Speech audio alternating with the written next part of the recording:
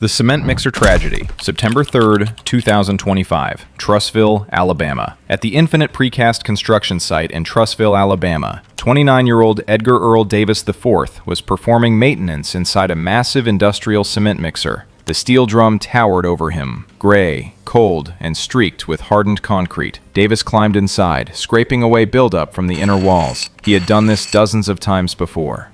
Outside, a coworker assumed the job was finished. He flipped the power switch.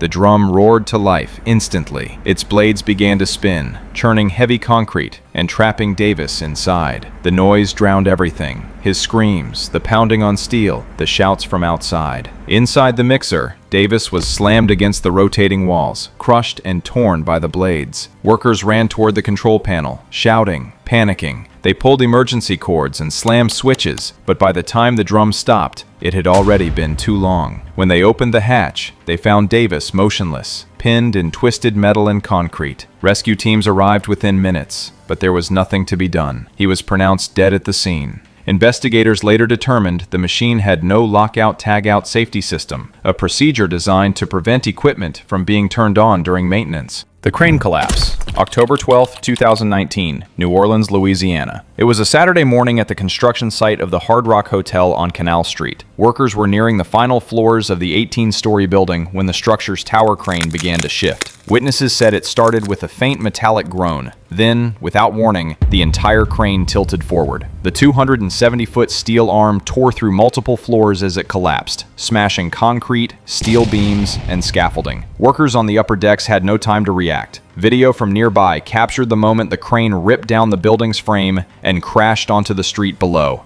3 workers were killed instantly, 2 inside the building, 1 crushed on a lower level. Dozens more were injured. Dust and debris filled the downtown air as rescue teams struggled to enter the unstable site. Investigators later determined that the collapse was caused by improper steel beam connections and insufficient bracing during upper floor construction. 3 men went to work that morning. None of them went home. The cooling tower collapse, April 27, 1978, Willow Island, West Virginia. At the Pleasance Power Station in Willow Island, construction crews were building 2 massive concrete cooling towers side by side. Each stood nearly 130 feet tall, still unfinished, with wooden scaffolding circling the inside walls. That morning, 51 workers climbed the scaffolds to pour concrete for the next level. The previous day's concrete, still curing, hadn't set completely, but under pressure to meet deadlines, supervisors ordered the next pour to begin anyway. At 10 a.m., a sharp cracking sound echoed through the tower. The top scaffolding suddenly gave way. Within seconds, the entire structure began to collapse inward. Tons of wet concrete, steel, and timber cascaded downward, carrying every worker with it. All 51 men were killed, their bodies buried in a pile of shattered rebar and scaffolding nearly 30 feet deep. Rescue teams worked through the night to recover the victims, but none survived. The Big Blue Crane Collapse, July 14, 1999, Milwaukee, Wisconsin. At the construction site of Milwaukee's new Miller Park baseball stadium, workers were preparing to lift the final section of the retractable roof. The crane assigned to the job was enormous, a 567-foot-tall crawler known as Big Blue. It weighed over 500 tons and could lift more than 1 million pounds at once. That afternoon, gusty winds swept through the site. Weather reports recorded speeds between 20 and 25 miles per hour, with sudden, stronger bursts. Despite the wind warnings, the crew was ordered to continue the lift. 3 ironworkers, Jeffrey Wisher, William DeGrave, and Jerome Starr, positioned themselves on a smaller lift nearby to guide the roof section into place. At 5:12 p.m.,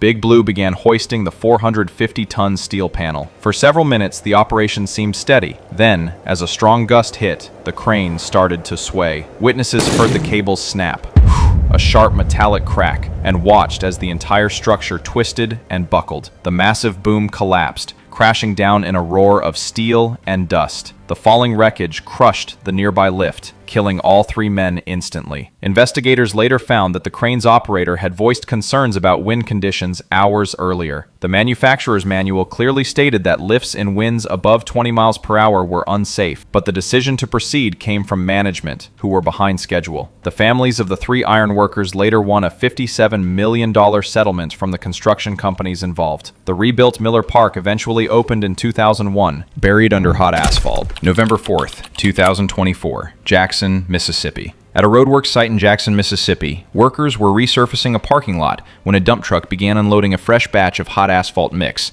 heated to over 300 degrees Fahrenheit. Among the crew was 41-year-old Daryl Sheriff, standing behind the truck, checking the chute for flow alignment. At 1:30 p.m., something went wrong. The truck's hydraulic bed suddenly lifted higher than expected. Before anyone could react, a surge of molten asphalt poured out, directly onto Sheriff.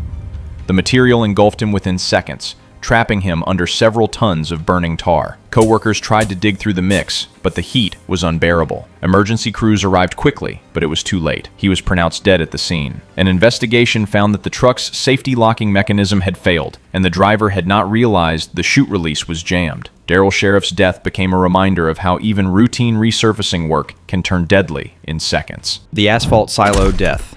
May 4th, 2022. Oklahoma City, Oklahoma. At the Silver Star Construction asphalt plant, the morning began like any other. The rumble of trucks, the metallic clank of tools, and the heavy smell of tar filled the air. 18-year-old Luis Miguel Duran, the youngest worker on site, was assigned to a maintenance shift high above the yard, clearing residue from the top platform of a massive storage silo. Below him, thousands of gallons of asphalt churned inside the steel tank, kept at nearly 300 degrees Fahrenheit to stay liquid. The air shimmered with heat, rising through the graded catwalk. He wore gloves, a vest, and boots, but no harness. Around 10 a.m., Luis moved closer to the open hatch to check a pressure valve that had been sticking since the previous day. One step, a slip, and then silence. Workers heard a short metallic clang, followed by shouts. When they looked down, all they saw was black vapor rising from the hatch. They tried to reach him, shouting his name, lowering a rope, but the heat and toxic fumes drove them back instantly. The asphalt inside was over 150 degrees Celsius. Within moments, it was clear. No one could survive that fall. Firefighters arrived soon after. The rescue became a recovery. They shut down the heating system and began cooling the tank, spraying it for hours before it was safe to open. By then, the liquid had begun to solidify, trapping Luis inside. It took more than 4 hours to remove his remains. Investigators found no guardrails near the hatch and no lifeline anchors on the platform. OSHA fined Silver Star Construction for multiple violations. Luis had only been working there for 3 months, saving money to start college that fall. So I hope you guys liked the video. Do leave a like, subscribe, and watch another video from the playlist. Thank you.